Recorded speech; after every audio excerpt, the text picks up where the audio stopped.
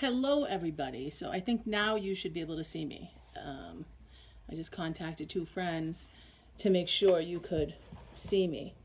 So I'm on my phone. I don't know what happened, guys. Yeah. So I'm going to start because I'm late. I'm so sorry. I'm Tracy, in case you're new to my site. And we're going to read two books. I have a little easier one, and then I have a harder one, which I really enjoy. These are two donations from a friend of mine, so I'm very excited. The first one, I hope everyone's doing well. On my computer, I get to see the comments come up, so I don't see anything, so I can't even shout out for you. Yeah, that's so weird, because now I'm getting a text saying still nothing, but it says that I'm live. So I'm going to continue. Yeah. All right. This is the monster at the end of the book. Okay. What did that say?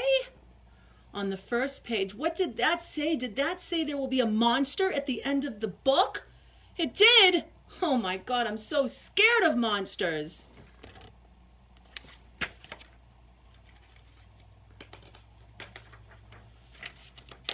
Shh. Listen, I have an idea.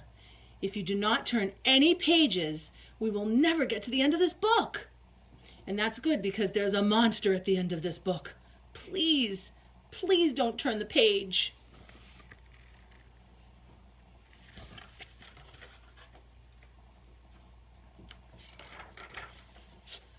Ah, you turned the page.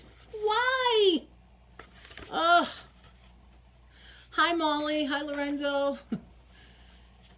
I see that you guys are watching. It's just popping up. I have nothing to touch, so if I don't get a shout out to you, I'm so sorry. Maybe you don't understand. You see, turning pages will bring us to the end of this book, and there's a monster at the end of this book. But this will stop you from turning pages. See, I am tying all the pages together so you can't. He's trying to avoid us from turning them. You turned another page. You do not know what you're doing to me. Now, please stop turning pages.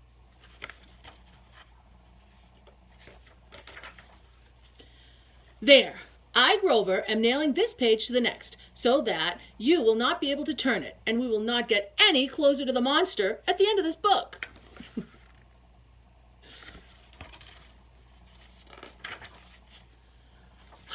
All right. Do you know every time you turn another page, you not only get us closer to the monster at the end of this book, but you're going to make a terrible mess.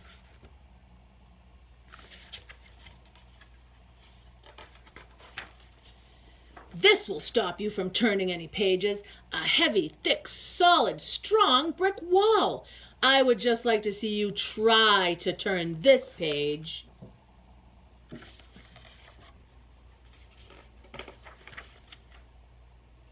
Do you know you are very strong?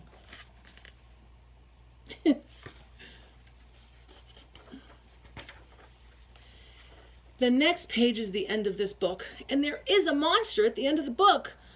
Oh, I'm so scared. Please don't turn the page. Please, please, please.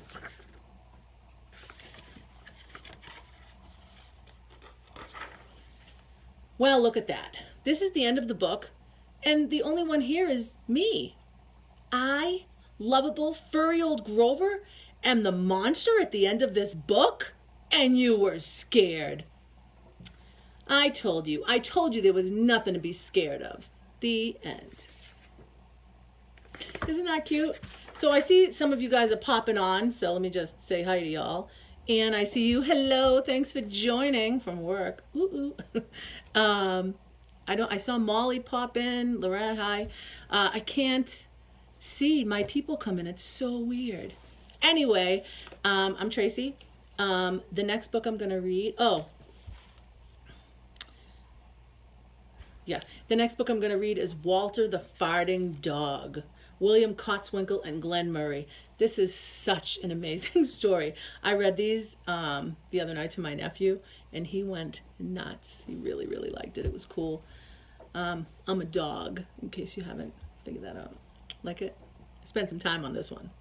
Anyway, all right. So, warning, this book may cause some flatulence. Walter the farting dog. Oh, good stuff. Betty and Billy brought Walter home from the dog pound. Nobody wanted him, said Billy. But we love him, said Betty. Well, he smells awful, said their mother. I think you'd better give him a bath.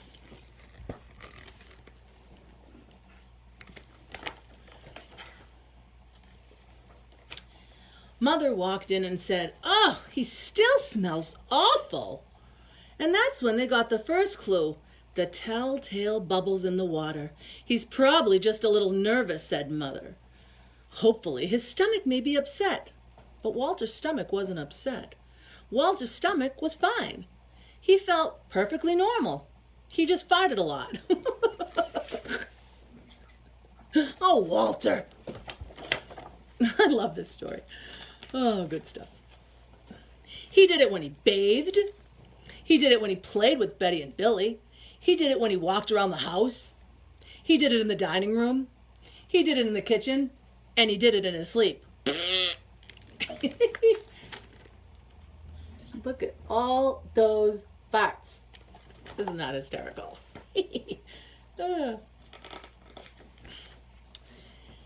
That dog farts morning, noon, and night, said Father.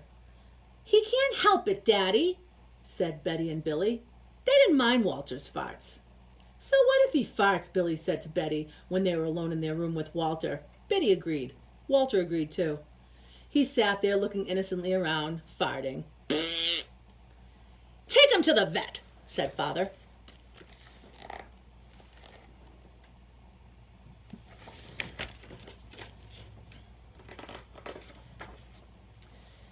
Farting, said the vet, or rectal flatulence, as we say in the medical profession, and prescribed a change in diet.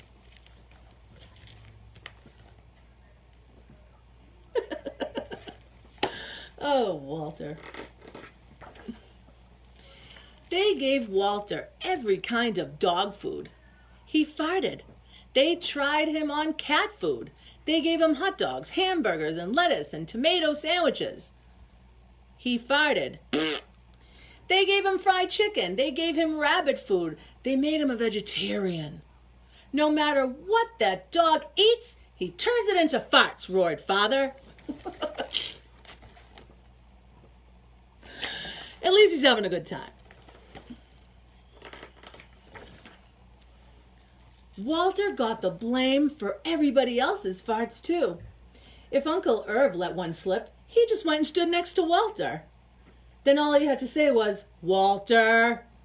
And everyone would look at poor Walter. Aw.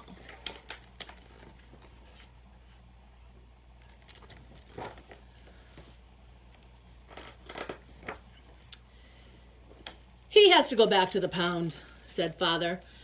No, Daddy, please, begged Betty and Billy. Don't send Walter away. He goes tomorrow, said Father. They pleaded, and Walter farted. It was all over. That night, Betty and Billy cried in their beds, and Walter looked at them unhappily.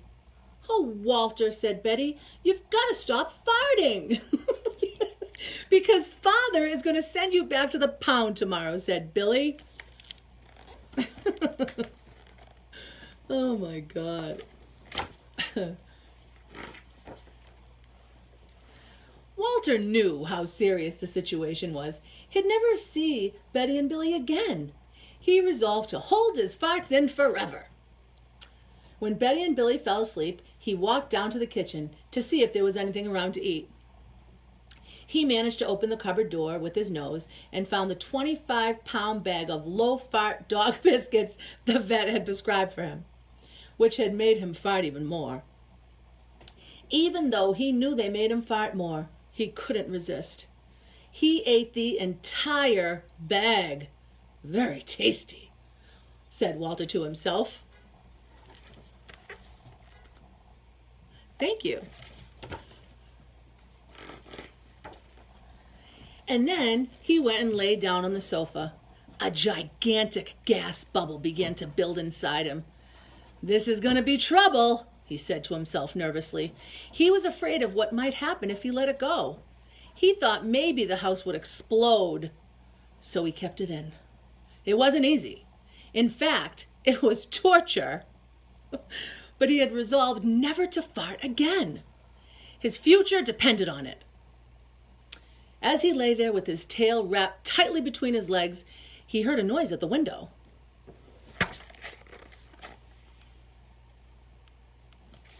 He's so cute. He watched it slowly open. A pair of burglars came through. They dropped silently into the kitchen. "Watch out for the dog," said one of the burglars. "He won't bite," said the other. "He's a wimp." Walter might have bitten them, except he was so filled with gas he couldn't move. They tied a rag around his snout so he couldn't bark. "Okay," whispered the first burglar. "Let's clear this place out." They took everything they could get their hands on. Walter wanted to stop them, but he was having unbearable gas pains. He rolled on his back and waved his paws in the air. He gnashed his teeth. "We've got it all," said the second burglar. "Let's go."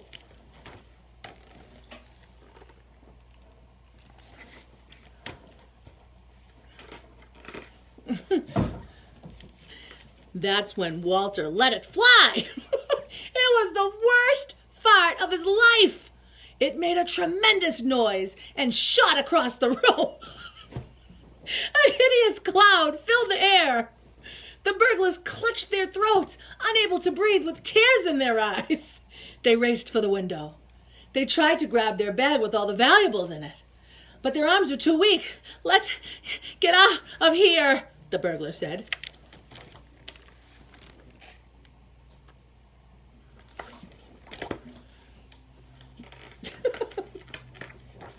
Oh, God. They jumped out the window and ran up the block, choking and gasping for air.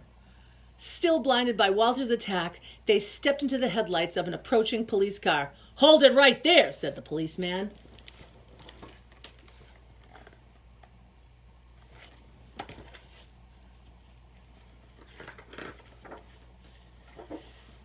When Father and Mother came down in the morning, they found the open window, and they saw the bag with their valuables in it, and Walter was sitting beside it.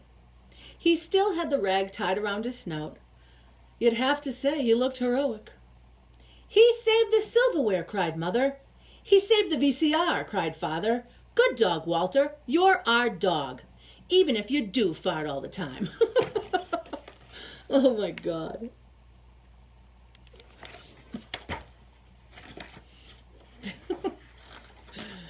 Oh. And so the family learned to live with Walter the hero dog. And that's the end of the tale. Whoops. Look at the little family. Aren't they cute? Oh my God. I hope you guys like this story. I love this story so much. I think it's hysterical. Oh my God. Okay, so now let me say hi. Hi, Sandra. Thank you. And I think I saw Nazia. Hi, Nazia. Thank you, Lorenzo. So I can only see as you guys pop up. Thank you so much for coming. I'm so sorry it was late. I tried really hard on the computer, and for some reason it's saying that it's not, I don't know, recognizing my camera, which is really weird, but whatever. I think that this is clearer. Is it more clear? I think so. Hi, Andy. You're checking it out. Okay, sister. I'm so glad you guys came through. That's so awesome. I can't see everybody. Oh, you're so cute, Sandra. Thank you. So what'd you guys think? Did you like those stories? It's definitely, really different grade levels, but I figured, one for the little kids and one for the bigger. Hey, Andy. Go, it is more clear. I thought so. It felt, I can see a lot better actually looking into the phone. And the pictures looked better too, right? I think we might have a winner. Thanks, Molly. You're the best. Oh, you guys are so great. Look at all these hearts popping up. Hi, Nazia. Oh my God, there's so many more people than normal. Gorgeous. Dog gorgeous. Like my dog. Oh, goodness. Next Friday, I think we're going to do Puff the Magic Dragon. So I know that I said that there was going to be a surprise. Let me see if I can get that surprise. Coco. Coco. Coco. Coco, come. Come here. Come here. Come here. Come here. Coco, come. Coco, come. Coco, come. Up. Up. Up. Up. This is the surprise. This is my dog. Hi, Farah. This is my dog, and he farts too. Oh, Coke, embarrassing you on live. Isn't he so cute? He's a poodle, and he's 13. He just had a birthday, so happy birthday to him. Hi, Farah. I know. Thank you for coming up. I didn't know if he would because he doesn't really love when I have makeup on. You know, freaks him out. But anyway, this is Coco. Isn't he so cute? I swear he's a show dog. I swear he is. All right, do you want to get down? Do you want to? He'll sit with me for hours, but he's like, why are we looking into the camera? You'll see how he looks in? He pauses really good. I mean, poses really good. Thanks, bud. That was my surprise. It was Coco. I call him Coke for short. Anyway, that's it, guys. Thank you so much for coming out. I really appreciate it. I'm so sorry it started late. Thanks for hanging in with me, though, and, you know, waiting it out. I appreciate it. I freaked out. I didn't know I don't know what happened. It was crazy. But have a lovely rest of the day. Next Friday, I think I'm going to do Puff the Magic Dragon. So I'm excited about that. Kiss his back, Gorge. Kiss his back. I think I'm going to do Puff because I love Puff. And if I can find a younger kid's book, I'll do one of those too because like Walter, it's a story, but it's a little bit shorter. And I like to, you know, please both, a little and a big. So these were 2 awesome donations. Thank you so much. Everyone's been crazy generous. It's ridiculous. So thank you for coming to the TreStation Story Break with Tracy. I love doing this. It's so much fun. Normally I'm teaching throughout the day, and this is a nice break of just, you know, I miss my shows because we're all stuck. But stay safe. I'll talk to you soon. See you next week, and keep watching. Bye.